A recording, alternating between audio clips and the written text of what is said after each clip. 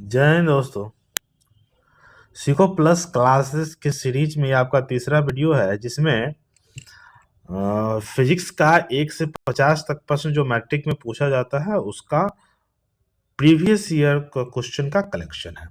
आप इसे पढ़िए और टेस्ट कीजिए कितना क्वेश्चन आप इसको बना सकते हैं। ठीक है, तो चलते हैं पहला क्वेश्चन से। पहला क्वेश्चन है, निम्नलिखित में से किस वस्तु का वास्तविक प्रतिबिंब कौन बना सकता है? किसी वस्तु का, तो देखिए किसी वस्तु का जो वास्तविक प्रतिबिंब बनता है वो किस पर बनता है? उत्तल लेंस पर। उत्तल लेंस पर सीधा और वास्तविक प्रतिबिंब बनता है। ठीक है, दूसरा क्वेश्चन, उत्तल लेंस द्वारा आवर्धित और काल्पनिक प्रतिबिंब तब बनता है जब वस्तु रहती है। वस्तु की स्थिति आपसे पूछ रहा है, तो ये काल्पनिक प्रतिबिंब आवर्धित काल्पनिक प्रतिबिंब तब बनता है जब वस्तु फोकस और लेंस, फोकस जिसको हम F1 बोलते हैं और प्रकोष्ठ जिसको केंद्र हम बोलते हैं, उसको O से डिनोट करते हैं, उसके बीच होता है। तो ऑप्शन क्या हो जाएगा? बी।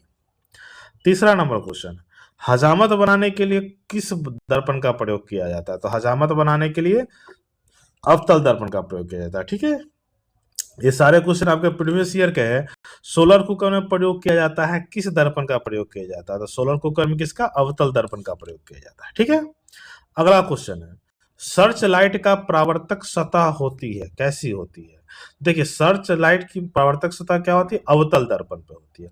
सर्च लाइट एक तरह से क्या होता है, उसमें प्रकाश उपकरण को हम बोलते हैं सर्च लाइट। ठीक है ना। चलिए अगला क्वेश्चन, क्वेश्चन नंबर 6, किसी अवतल दर्पण द्वारा काल्पनिक सीधा और आवर्धित प्रतिबिंब बनता है जब वस्तु की स्थिति होती है। वस्तु की स्थिति क्या होती है?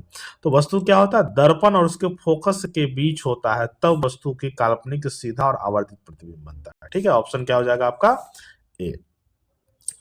अगला क्वेश्चन है 7 नंबर, किसी दर्पण द्वारा प्रतिबिंब सीधा और छोटा होता है। सीधा और छोटा कौन सा होता है? देखिए छोटा हमेशा उत्तल दर्पण में होता है। ठीक है ना, हमेशा याद रखिए, अवतल दर्पण में बड़ा और उत्तल दर्पण में छोटा।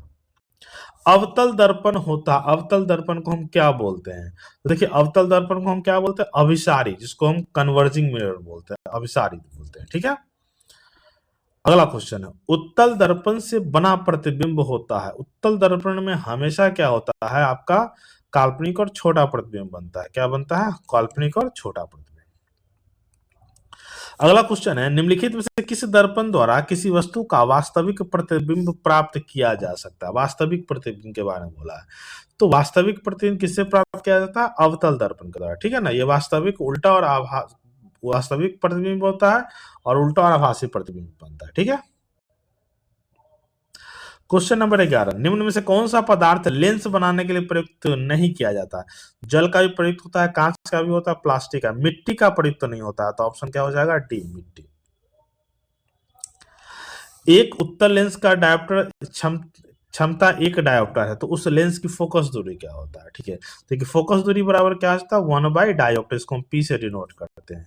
तो 1 बाई 1 डायोप्टर बोलेंगे तो 1 मीटर होगा, और 1 मीटर बराबर क्या होता है?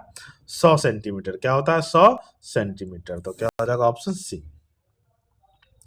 विरल माध्यम से सघन माध्यम में जाती है तो किरण मुड़ जाती है। किरण कहाँ मुड़ती है? तो किरण क्या होता है? अभिलंब की ओर मुड़ती है। किसके तरफ? अभिलंब की तरफ। ठीक है, 14, निम्नलिखित में से किस लेंस की फोकस दूरी धनात्मक होती है? धनात्मक में आपसे बोला था, धनात्मक किसकी होती है? उत्तल लेंस की। किसकी होती है? उत्तल लेंस की। ठीक है, क्वेश्चन नंबर 15, रोगियों के नाक, कान, गले आदि की जांच के लिए डॉक्टर प्रयोग करता है, किसका प्रयोग करता है? उत्तल दर्पण, अवतल दर्पण, उत्तल लेंस, अवतल लेंस, किसका प्रयोग करता है? तो ये किससे करता है? अवतल दर्पण का। ठीक है, किसका? अवतल दर्पण का। ठीक है, पानी में डूबे एक उत्तल लेंस की फोकस दूरी हवा में इसकी फोकस दूरी की अपेक्षा क्या होगी? तो देखिए हवा के अपेक्षा इसकी फोकस दूरी क्या हो जाती है? कम हो जाती है। ऑप्शन बी, क्या हो जाती है? कम हो जाती है। अगला क्वेश्चन है, उत्तल लेंस में बना प्रतिबिंब होता है, क्या होता है? तो उत्तल लेंस से बना प्रतिबिंब क्या होता है? वास्तविक और उल्टा होता है। ठीक है,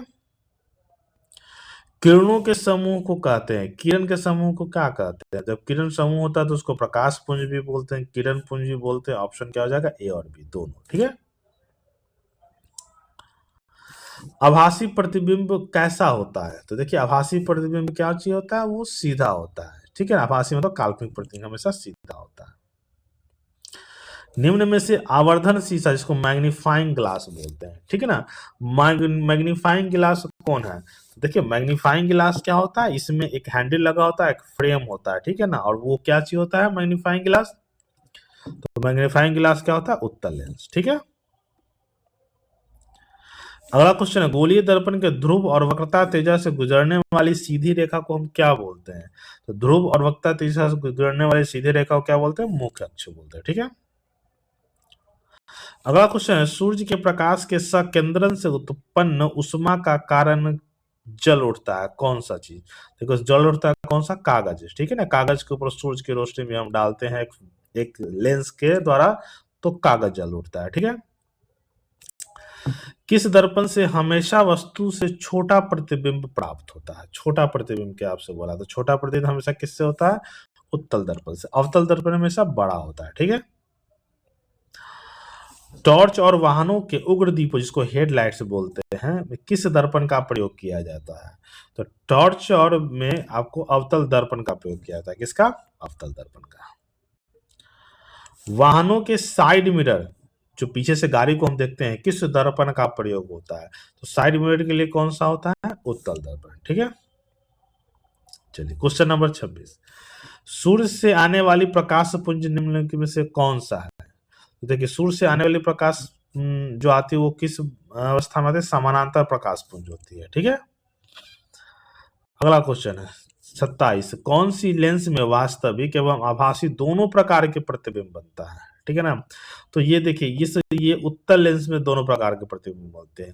मतलब वस्तु जब फोकस दूरी से बाहर होता है, फोकस दूरी से बाहर होता है तो वास्तविक प्रतिबिंब बनता है, लेकिन जब लेंस और फोकस दूरी के बीच में होता है तब आभासी प्रतिबिंब बनता है। दोनों सिचुएशन में आपको बता दिए उत्तल लेंस होगा, ठीक है। अगला क्वेश्चन है, यदि किसी वस्तु का प्रतिबिंब का आवर्धन ऋणात्मक है तो उस प्रतिबिंब की प्रकृति क्या होगी? तो जब ऋणात्मक है तो प्रतिबिंब की प्रकृति क्या हो जाएगी? वास्तविक और उल्टा, ठीक है ना, क्या हो गया? वास्तविक और उल्टा।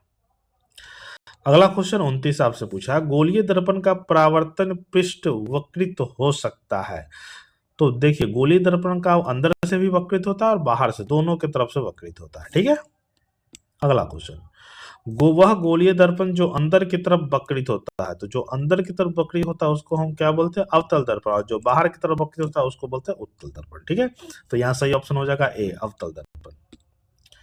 अगला क्वेश्चन है, किसी लेंस द्वारा उत्पन्न आवर्धन का ऐसा ही मात्रक क्या होता है? देखिए आवर्धन जिसको हम बोलते हैं मैग्निफिकेशन, आवर्धन क्या चीज होता है? ये हाइट और डिस्टेंस का अनुपात होता है, दोनों का यूनिट क्या होता है? आपका मीटर ही होता है, तो ये कैंसिल हो जाता है, मतलब मात्रा विहीन होता है, कोई यूनिट इसका नहीं होता है, ठीक है। 32 नंबर क्वेश्चन है, निम्न में से किस लेंस की फोकस दूरी धनात्मक होती है? तो धनात्मक किसकी होती है? उत्तल लेंस की। किसकी? उत्तल लेंस की होती है, ठीक है।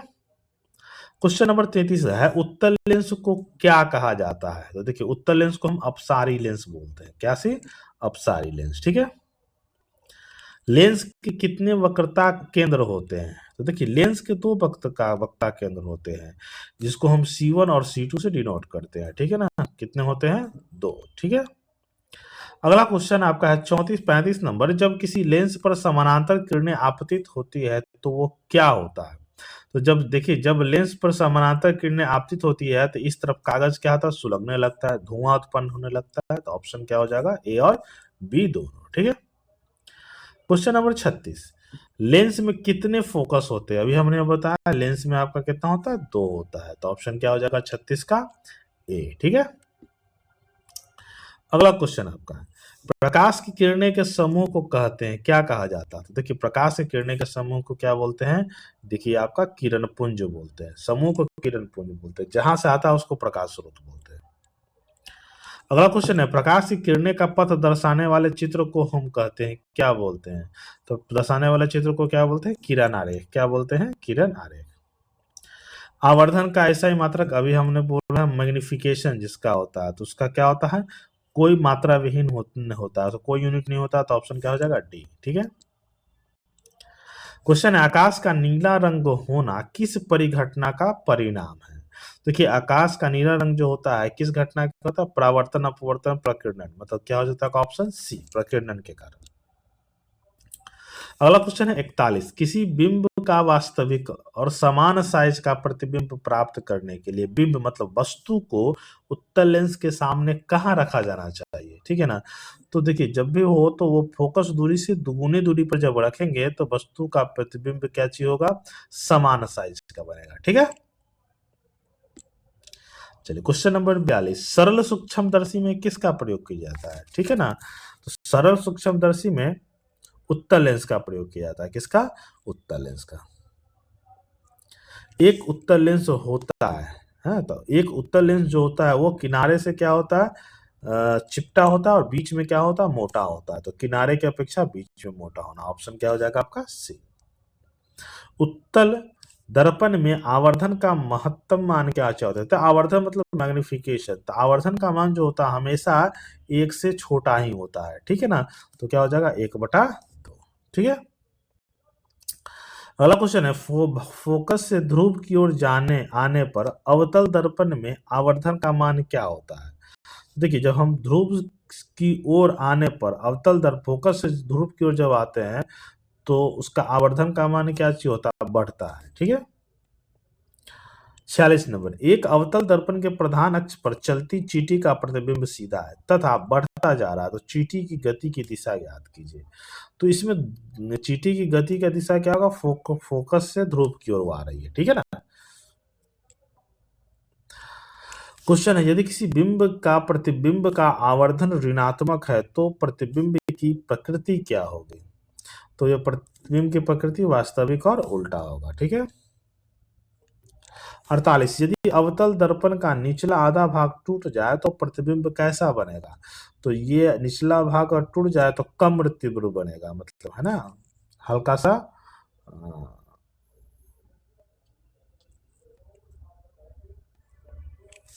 वायु का निरपेक्ष अपवर्तनांक वास्तव में होता है। देखिए वायु का निरपेक्ष अपवर्तनांक जो होता है 1 से क्या होता है, अधिक होता है, ठीक है। और अंतिम क्वेश्चन आपका है कि 50 अवतल लेंस द्वारा प्राप्त प्रतिबिंब होता है। देखिए अवतल लेंस के द्वारा प्राप्त प्रतिबिंब जो होता है छोटा भी बनता है, सीधा भी बनता है और आभासी बनता है। ऑप्शन क्या हो जाएगा, इनमें से सभी। तो ये आपका 50 क्वेश्चन था, आप इसको देखिए कि इसमें कितना क्वेश्चन सही हुए। आपके बोर्ड में 100 क्वेश्चन पूछेगा, इसमें 50 क्वेश्चन का जवाब देना होता है। अच्छा लगा तो शेयर कीजिए, लाइक कीजिए, कमेंट कीजिए। धन्यवाद।